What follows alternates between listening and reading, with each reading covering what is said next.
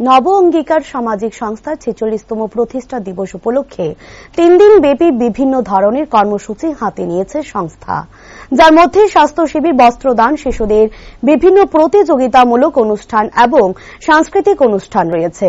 উক্ত বিভিন্ন কর্মসূচির অঙ্গ হিসেবে আয়োজিত বস্ত্রদান শিবিরে উপস্থিত ছিলেন আগরতলা পুর নিগমের মেয়র দীপক মজুমদার, স্থানীয় কর্পোরেটর সহ অন্যান্য অতিথিরা।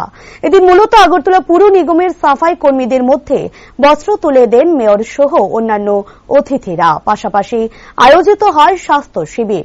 পরবর্তী সময়ে সংবাদ মাধ্যমের মুখোমুখি হয়ে মেয়র দীপক মজুমদার বলেন, এই সংস্থা সারা বছর জুড়ে বিভিন্ন ধরনের সামাজিক কাজ করে থাকে।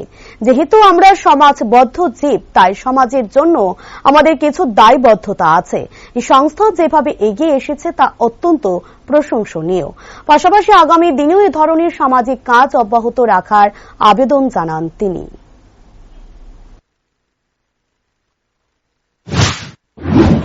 আজকে নব অঙ্গীকার সামাজিক সংস্থার উদ্যোগে তাদের প্রতিষ্ঠা দিবস উপলক্ষে দিনব্যাপী যে কর্মসূচি চলছে, আজকে সকালে বর্ষায়ক প্রতিযোগিতা হয়েছে, এখন মেগা স্বাস্থ্য শিবির অনুষ্ঠিত হচ্ছে এবং সারাদিন চলবে।